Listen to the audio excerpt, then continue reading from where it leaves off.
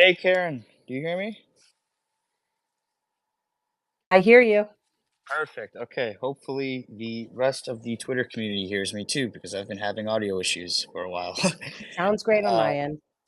First off, thank you so much, Karen, for joining on short notice at a different time. I appreciate it greatly. No worries. Thanks for having me. No problem. All right, so this is being recorded. We're gonna get to we're gonna get live listeners as we go on, but I think we can get started. Good evening, everyone, and thank you very much for joining us for our last Survivor Aorta Chat interview as part of TSMA Aortic Disease Awareness Month. My name is Adam. I'm a fourth year student, and today I'm very excited to have on the line with us Miss Carin Anderson. Carin is the president and founder of Aortic Hope and a passionate advocate for individuals living with aortic disease. Inspired by her own personal journey with aortic dissection in 2015, she established the Aortic Hope Group in 2016 to provide a supportive community, educational resources, and hope for others during their recovery and management of aortic disease. She's also a certified patient leader, which enhances her ability to provide strong advocacy. When she's not advocating for aortic disease patients, Carin greatly enjoys spending time with her husband Joe and their beloved dog Penny in their Bel Air, Maryland home. Her son Matt resides in Virginia, and in her downtime, she finds joy in traveling, shopping, and indulging in self care. Carin, what's up? How are you? I love that opening. Thanks so much. I do indulge in self-care, meaning spa treatments. That's what I do. Absolutely. And people can follow you on Instagram to see more about that. I actually have two different Instagrams, but you know what's fun is when somebody walks up to you and says, "Oh, are you so and so on Instagram?" It's a little that happened to me, and it was a little nerve-wracking, but I felt like I had a fan. It was pretty cute. I'm jealous. No one has recognized me from Instagram yet, but I will hope to have that same success. They just know me as that annoying guy on Twitter. Um, So before we get into, we have a lot of questions about Auric Hope and ways for students to get involved, and I'm going to ask all about that. But we'd love to hear your survivor story first. Can you tell us about your experience surviving an aortic dissection and kind of what led you here? Sure, it's to me at this point almost 10 years out doesn't seem like that exciting of a story compared to so many stories out there, but prior to the dissection I had lived for 20 years with Crohn's disease. It was just one of the many genes that I was handed down with, not the ugly genes you wear. These are just a variety of other types of genes, and I learned how to manage life and just live with it. It was seemed normal to me. I had just run well, no, let me be truthful. I walked very fast, a 10K uh, rock and roll marathon for Crohn's and colitis in November of 2014. And then at the end of January, I came home from work. It was just a regular work day. I plopped on the sofa to watch Ellen DeGeneres and instantly felt this very strange pop on the right side of my neck. And I just thought that was a really odd place to have gas in my neck. And I felt immediately some burning, like reflux, which I thought was maybe a capsule Entocort medication, and it didn't, melt all the way down my throat or something. You start to make sense of it, but shortly thereafter, I lost full sensation in my arms and legs, although it was for a few seconds.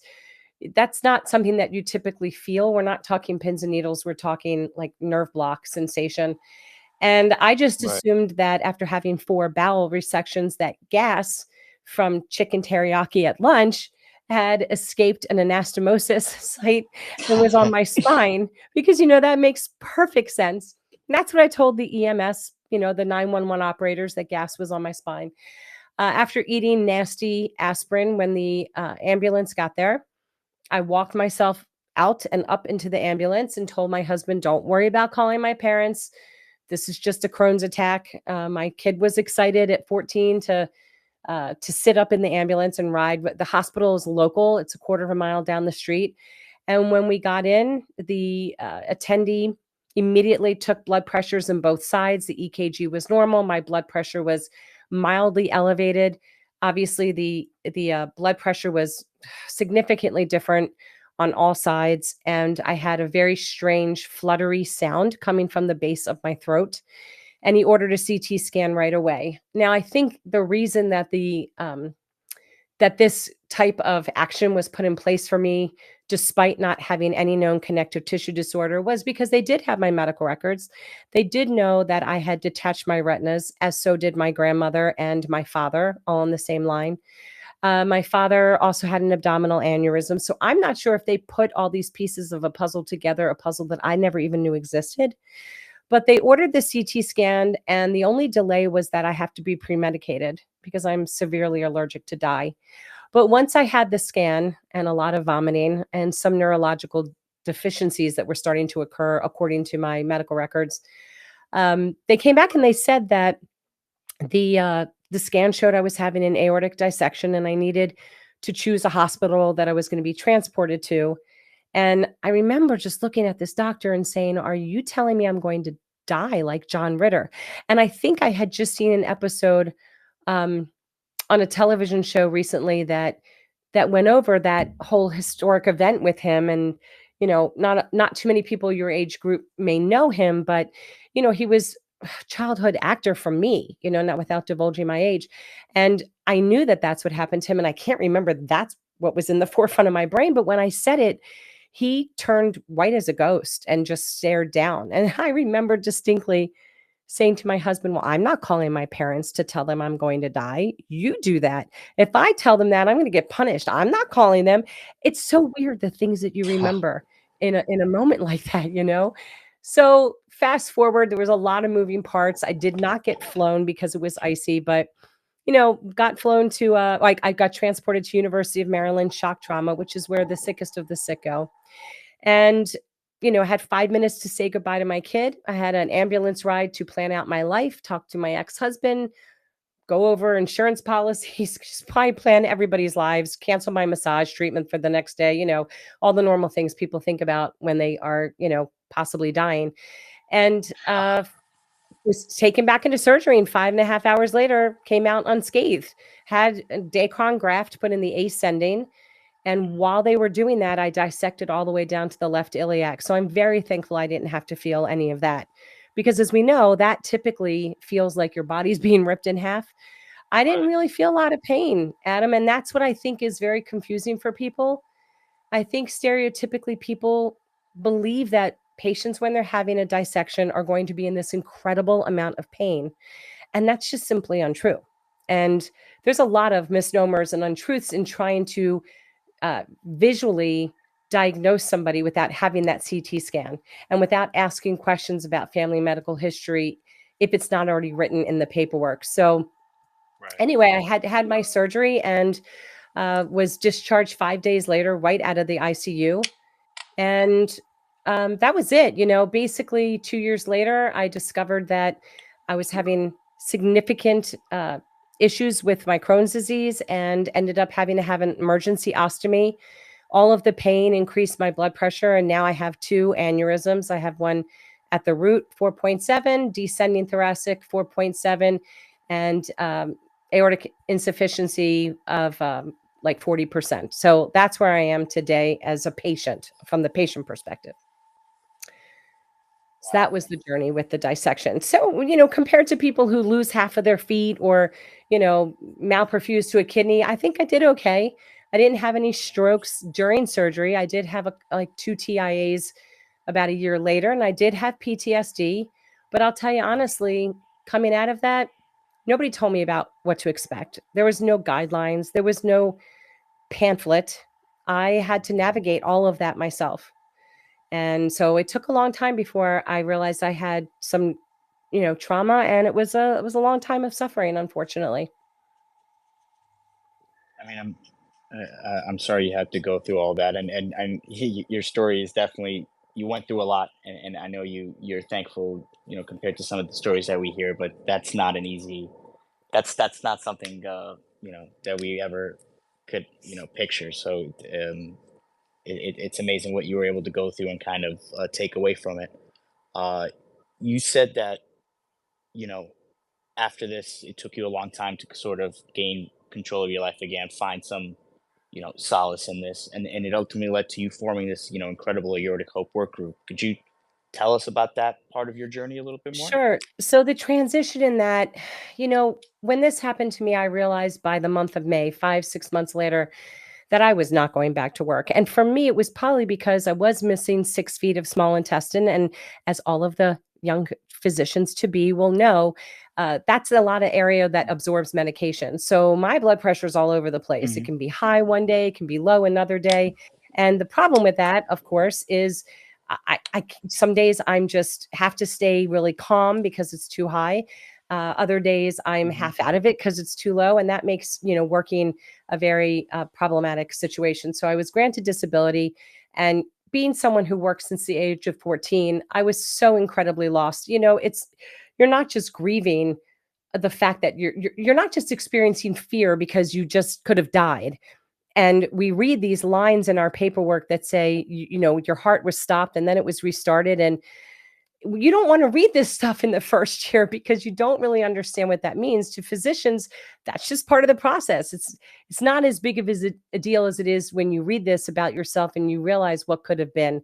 And it is, it's still jarring even 10 years out for me. But what I realized is I had to figure out what I was going to do. Even if it was, I knew I couldn't work where I had to be obligated to be somewhere at the same time every day.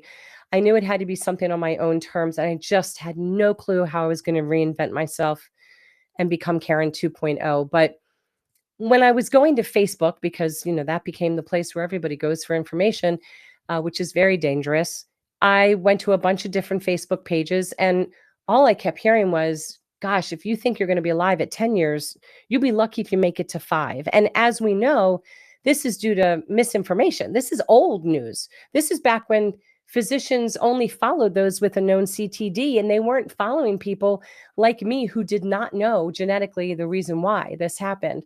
And obviously, thank goodness you guys all realized that you needed to follow all of us.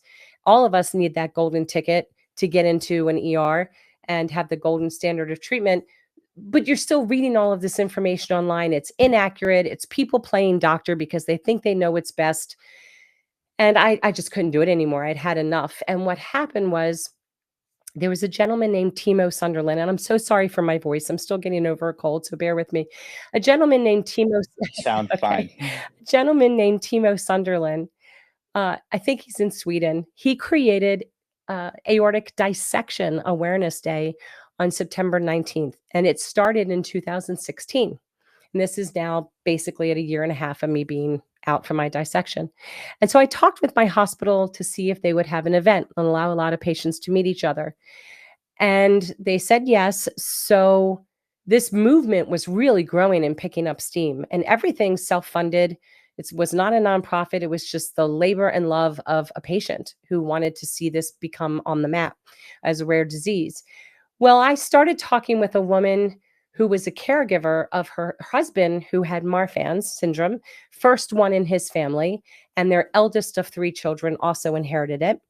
And I also started talking to a young lady who, at the age of 25, really fought ageism in the hospital system and fought it for months until she was finally granted a CT scan, an echo, which determined she had bicuspid valve and a 7 centimeter aneurysm.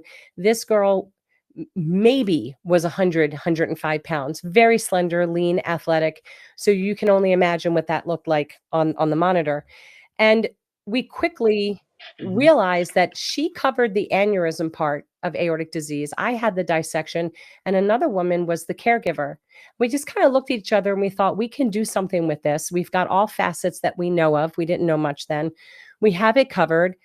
Let's create a Facebook page that's more inspirational, where people just share stories. Nobody's giving medical advice. We're just going to make people feel better about this. We don't even know what this is yet, but maybe we'll learn as we do it. And so Aortic Hope was born in 2016 as a Facebook page, only to put up cute little memes and quotes. I never imagined back then that would turn out to be what it is today. But what happened was, we would do GoFundMe's to create T-shirts, to have giveaways at these aortic dissection awareness days in September, and it was just fun. We were just a club, a bunch of girls having a good time, taking our mind off of something. And for me, it became like a job. Became my purpose. And by 2018, we realized that this could be successful, but we needed to become a nonprofit. So we did. We went through the hard work of obtaining the funds, finding members for a small board, doing all that you need to do. And the first initiative was born.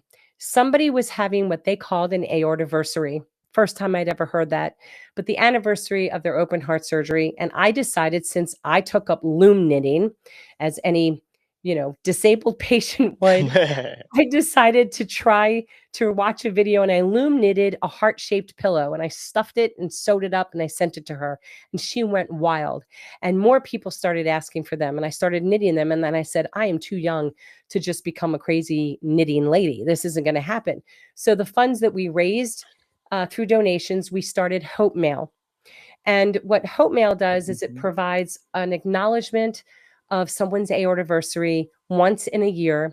And when we raised enough money, we started then, of course, purchasing items, thoughtful, helpful items, keychains that hold pills, jar openers to help people Mhm. who can't bear down to open up jars, a variety of different things, notepads, journals, things to take to the doctor's offices. So that initiative was born. And I love presents, so I was happy to create that initiative. And what we realized is, before we went any further with initiatives, we had to have a good mission. And the purpose of Aortic Hope really is to spread hope by creating accurate awareness and providing support. And we were still trying to figure out how that was going to look. So we had these great acknowledgments as a gift, which, creates a sense of hope, and they feel good about themselves, because your family members don't want to acknowledge us every year because they're freaked out. And you want to acknowledge it, so at least somebody's acknowledging it with you and sharing in your milestones. And then the Right. next initiative was, I wanted to tell my story, and I really wanted to hear other people's stories. I figured it was not a one size fit all disease. So we started creating Survivor series, and people would write us their stories. And within a few years, 3, 4 years, now we do it on YouTube, and they can tell their stories live and answer questions. And these survivor stories are so therapeutic for the storyteller, but they're also very validating for those that are listening. And it creates a sense of question to others to take back to their physicians. And having that validation, it it really is very soothing.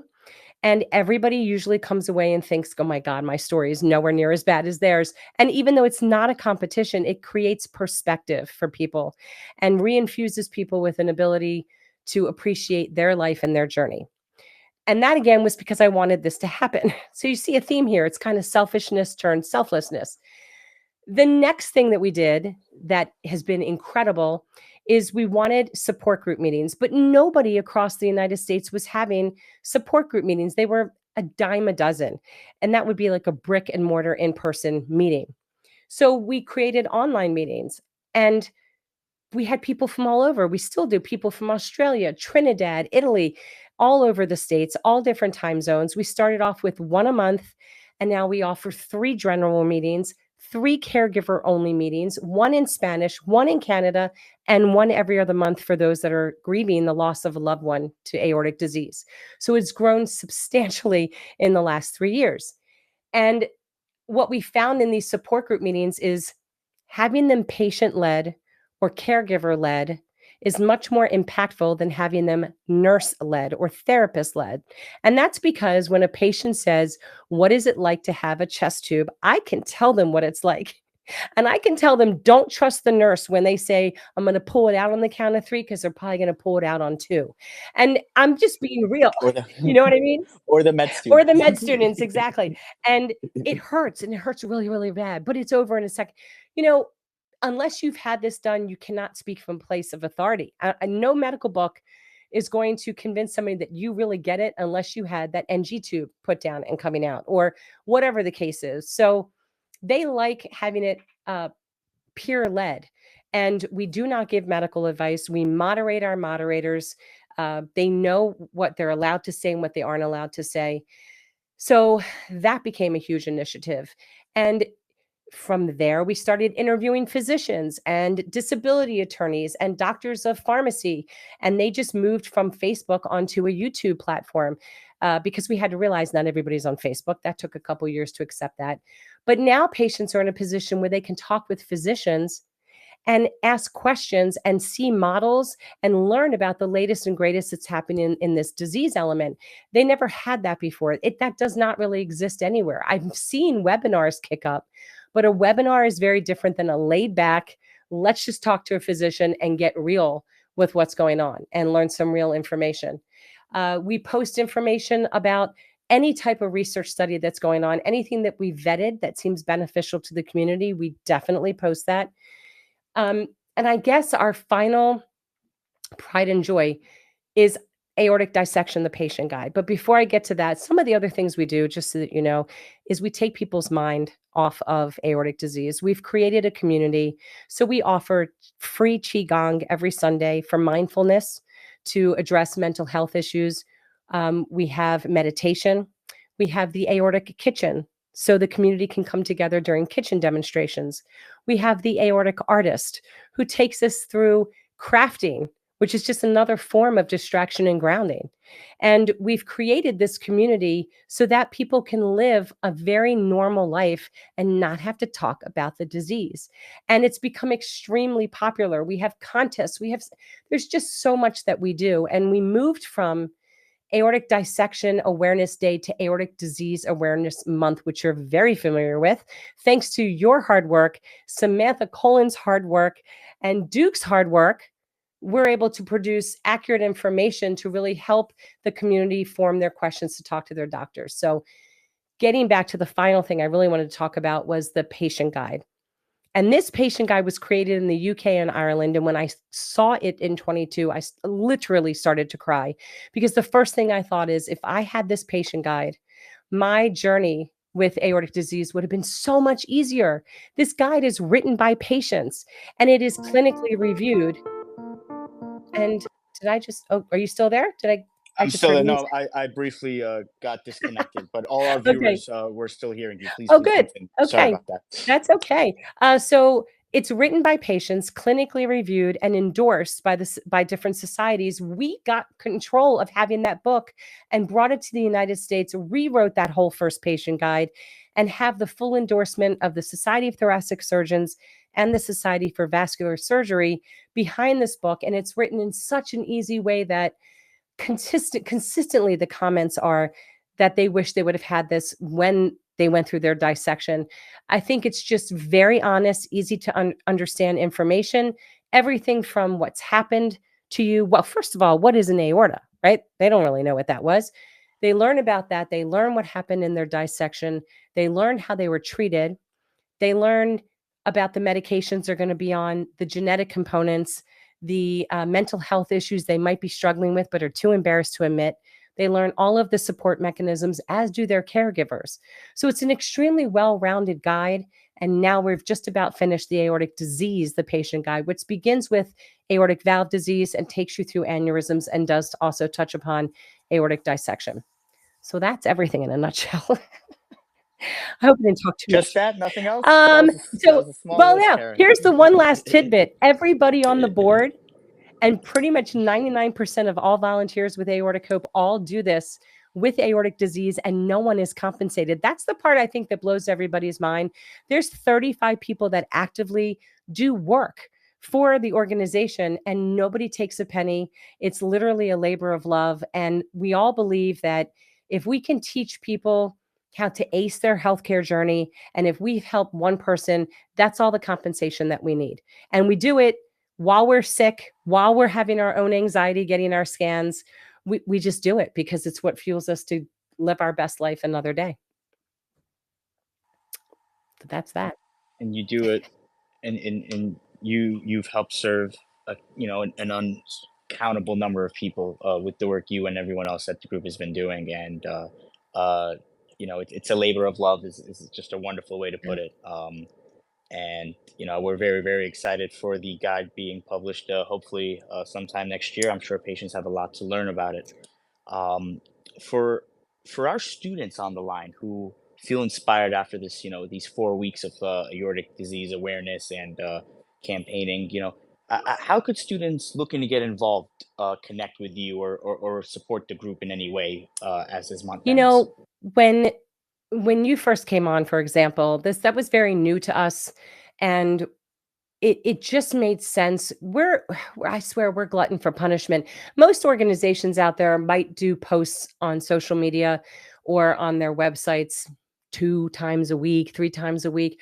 We decide to do it 7 times a week, and we do it multiple times a day because we acknowledge people's aortiversaries. We have a piece of educational information plus any news headlines that pop up.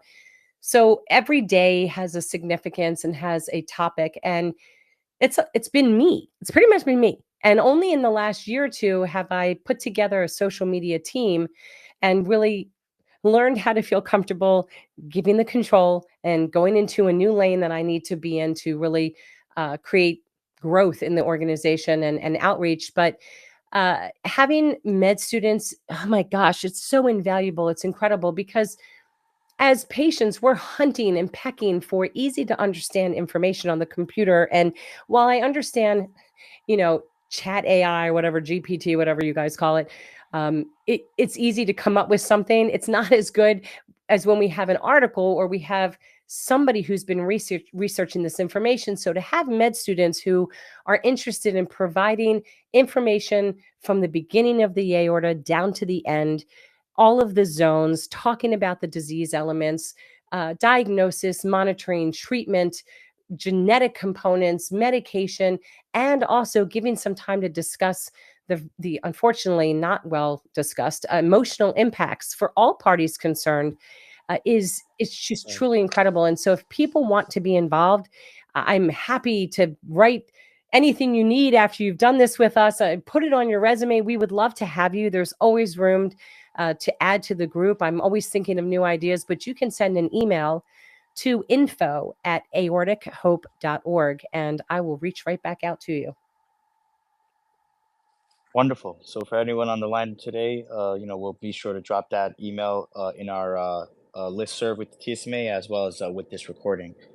And working with Carin is a delight. You'll actually get the privilege of working with several of the people we interviewed throughout this month. Every single survivor interview was a member and a contributor to Aortic Hope, to Think Aorta. So it, really, really, I can't suggest it enough for any students interested in getting involved. I mean, I'm glad Carin, that you mentioned Think Aorta. Mhm, I'm glad you mentioned Think Aorta briefly. So Think Aorta mhm. is a global campaign. We brought it to the US and we made it a nonprofit because the US just operates very differently. To obtain credibility, becoming a nonprofit made sense. Oh yeah. But Think Aorta's goals are to really educate the first responders and medical professionals on the importance of thinking about the aorta, on asking the key critical questions about patient medical history, family medical history, taking those extra steps to look at symptoms and considering, uh, you know, if you have someone with undiagnosed chest pain and you've already ruled out a heart attack, you got to think about the aorta. And you can't think muscle strain or muscle pull without doing the extra steps that are necessary. Because sometimes in different countries, people are coming, it's so remote to get to that hospital to begin with. To send somebody back could be a death sentence.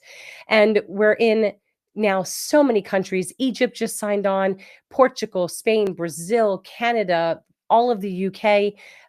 We're looking hopefully towards the EU, which would be monster sized, right? It's gonna be so huge. I just created that word, by the way. It's gonna be so huge, and we're also obviously in the US, monster size. I'm going to write that one down. So that is another organization to which I'm the president of. It has a completely different board. Again, patient based, because the patients have this innate ability to basically come across in a way that we're begging doctors to really think about the aorta, and who's going to turn that down. But we are the pre-active organization, so we're trying to stop this from happening. Aortic Hope is the catcher's mitt. We're the reactive. So when everybody's done their job and you've thought about the aorta and someone's been diagnosed, Aortic Hope comes in to save the day and provide them the tools they need to basically have during the recovery and management of this disease. Together, they're proactive, spreading the message of the importance of thinking aorta and thinking family. And so I'm glad that you brought that up. And there's room for volunteers there as well. Absolutely. And thank you for explaining the sort of relationship the two have, and the timing of both. The I do want to be respectful of your time, but I do want to end with a very important question. You once wrote a great blog post on the website where you compared living with aortic disease to climbing a mountain. And you said if you look up, you'll see there's much more work to be done, but it's just as important to look down and appreciate how far you've come.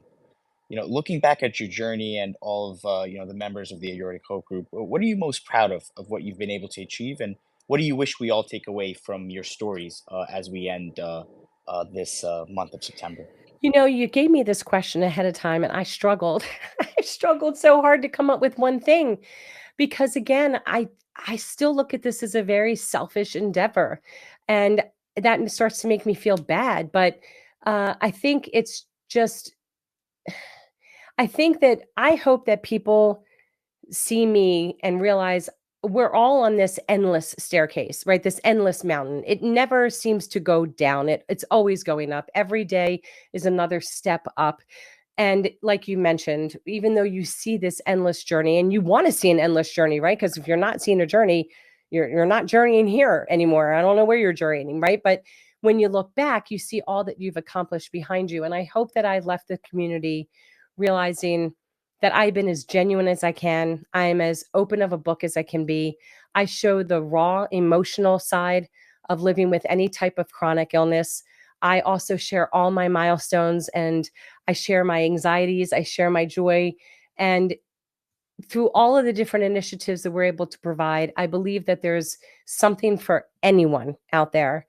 And if they take away one thing and it allows them to say, even if they can't say today is a good day, if they can just simply say today is a day, then I've been successful. The last thing I want is somebody to be fearful to go to sleep at night that they're not going to wake up the next day. That's the one thing I can't stand. And when I start to think about how many people are out there that don't know about us and are sitting up at 2 a.m. because they're too scared to close their eyes, I can't sleep then at night. So if as an organization, the hard work that we're doing is able to create that peace in someone so that they can say today is a day, then I feel like I've left the world a little bit better than how I found it, I suppose. And that's what everybody wants to do, right? It's what we're all trying to do. And you all certainly have. Thank you so much for all the work you and the entire organization does for patients and caregivers. As students, I think we've learned a great deal this month from hearing your stories, and we appreciate you, being so open and vulnerable on the line with us. Oh, Um, well, Thank the you so pleasure's much, all and mine. Thank you. it was really it was a privilege to host all of you. To all of our students on the line, we will be dropping that email again in the post. This recording will be going live both on our Twitter and on the Aortic Hope website. Carin will text me for the recording very soon, and I will tell her that I'm trying to figure out how to get it done, but it will be done and it will be sent straight to you. To our students, thank you so much for joining us for the Survivor Aorta Chats. As a reminder, our final surgeon Aorta Chat will be this Friday with Dr. Roselli at the Cleveland Clinic. So please be on the lookout for that. Carin, it was a pleasure to have you, and have a good night, everyone. Thank you.